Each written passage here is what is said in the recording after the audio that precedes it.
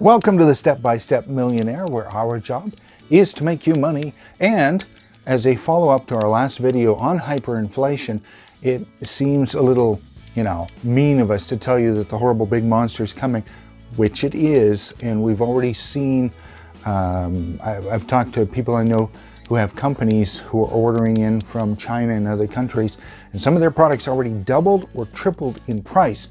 So this isn't some fantasy that people are talking about. But the thing that's important to you, a normal person, is what can you do about it? And so that's what we're going to cover today. So our topic for the day is where to store your wealth during hyperinflation. Because if you read up, for example, on the Weimar Republic during 1923, that used to be what Germany was called, you will find that people went to bed with $50,000 in the bank, and when they woke up in the morning, that could buy a loaf of bread. That kind of thing can happen. And so we're going to give you some clear-cut ideas on what you can do. This isn't going to long-term protect you from everything that hyperinflation can do, because when hyperinflation comes along, your paycheck starts buying less and less. People end up standing in line for food for hours, and then you get to that end of that food line and there's no food to be had. So supply lines start breaking down. In the Weimar Republic in 1923, farmers stopped bringing their food in from the country to sell in the city, because by the time they sold it and got back home, the amount was worth half of what it was when they sold it. In other words, the value of their money dropped by half. So they stopped bringing it in. There was supply chain problems and everything. So what we're going to deal with today is how you can personally protect yourself, at least shelter yourself from some of the effects of that coming. So what I'm going to cover here is I'm going to cover a grouping of items that you can sort of prepare for ahead of time that will protect you and protect your wealth, and it'll give you that step up during what is to come. So we're going to cover a whole group of what you should be taking if you have money right now and putting it into to protect yourself from hyperinflation. So let's start in no particular order. Let's start with number one, no particular order, food, okay?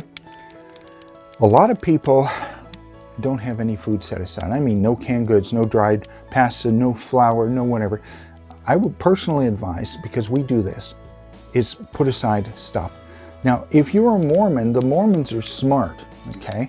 They stick away, and I'm a Jew saying this, the Mormons are smart. They stick away a year's worth of food because they've been through it. They know exactly what happened. This happened to them one time. So it is sort of like a law of the Mormons that you have a cycling year of food set aside. Now, obviously, you're not going to jump out tomorrow and get a bunch of food set aside, but start when you go grocery shopping. Pick up an extra bag of flour, put it away. Some pasta, if it goes on sale, like a bag of pasta, if you can find it for $1, and sometimes they come on, that is great food value. A big thing of oatmeal for $8, that's a lot of meals. Set aside stuff like that. Just store some food so that if ever it comes to the point where you're standing in a line waiting for groceries and you don't get any, you can still go home and there's something that you can put aside in the fridge, okay? So a lot of things that way are good. Sticking stuff in the freezer, but be sure to cycle it as you go, okay? Moving on to number two. If you're out in the country or a place like that and you have access to water, great. In the city, when supply lines break down, the reason that water and other things can break down is because the city employees aren't making any more money, because you go to work, you get paid, by the time you get home it's worth half the value. They just stop showing up for work. Water can stop running. So make sure that you have some bottled water, the larger ones. Don't get the little bottles, that's dumb.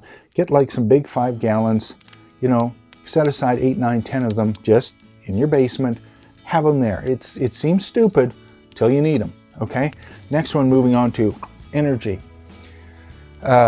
Because where we are, we're more out in a country setting here, we'll end up, and in Canada, northern Canada, we'll have the power go down sometimes once, twice, 3 times a year.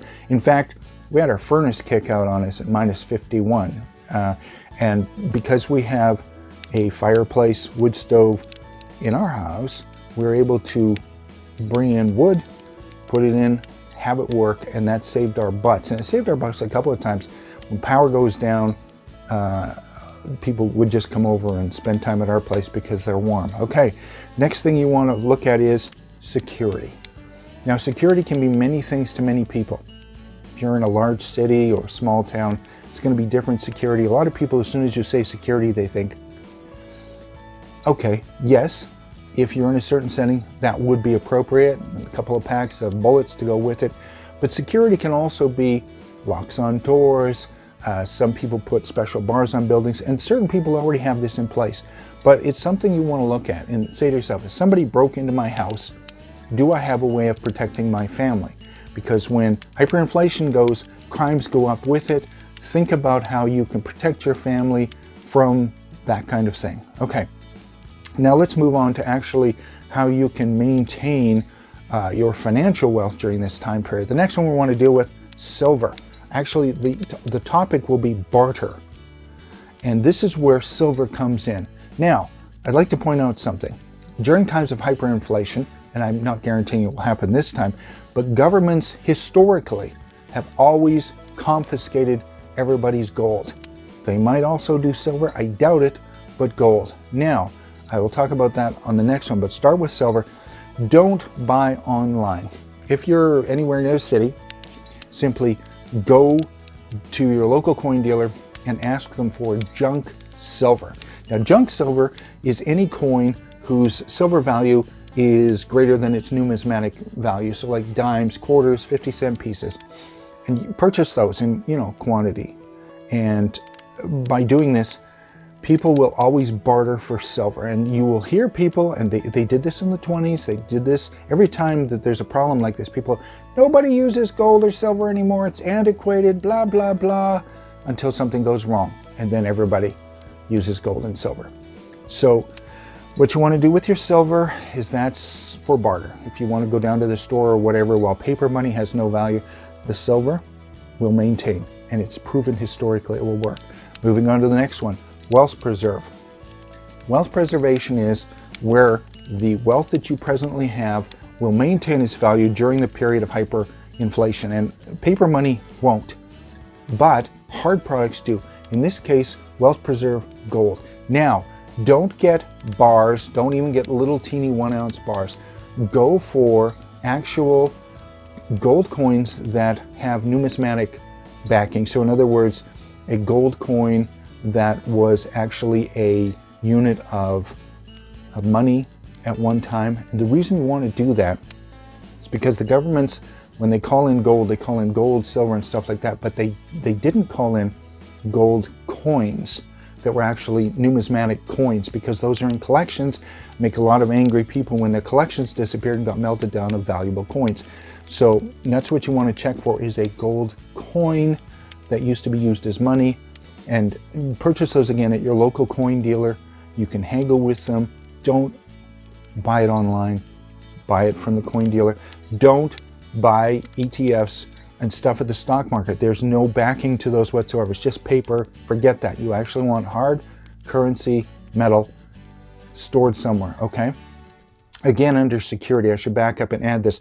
You want to get yourself a safe, put it somewhere in your house. It's fireproof. They're only a couple of $100, and make sure you keep all of your stuff in there, and make sure it's well hidden so nobody can find it. So I should have mentioned that before in security. Now, moving on to the next one, shelter, okay? Your house. And I mentioned this in the last video. If your house right now has a floating mortgage, get that thing locked in. It's going to cost you a little more, but if it's locked in and hyperinflation hits, you're not going to have the bank come along and raise your interest rate to 19, 20, 25, and the moon's the limit, okay? So make sure that your shelter is at a point where the bank can't take it away from you because they keep cranking up and you can't make the payments. Last thing on the list, community. A lot of people figure when bad things come, the best thing is to hoot out in the middle of nowhere and don't worry about anything like that. It's a bad idea, okay? If people come for you, it's you against them. They're outside. They can wait you out. They can burn you out. They can do whatever they want. I'm not saying people are going to do that, but you get the idea. You want to be around community. You want to be around friends, neighbors. Small towns are really good for this, okay? Where you're at a place When something goes wrong, everybody bands together, they create community gardens, they create safety, okay? There's barter to do amongst each other, and it's a way of keeping you and your family safe. So that's the spectrum of what we want to deal with, okay? As I said, hyperinflation is already beginning, so start taking steps. You might not be able to do this all at once. Obviously, just do it in slow increments. So that's it for the day. You know how it works. Comment, please, below, and hit the bell and the subscribe. Pass this video on to everybody. Please, they need this information. So thanks for watching, and be safe. Go make some money.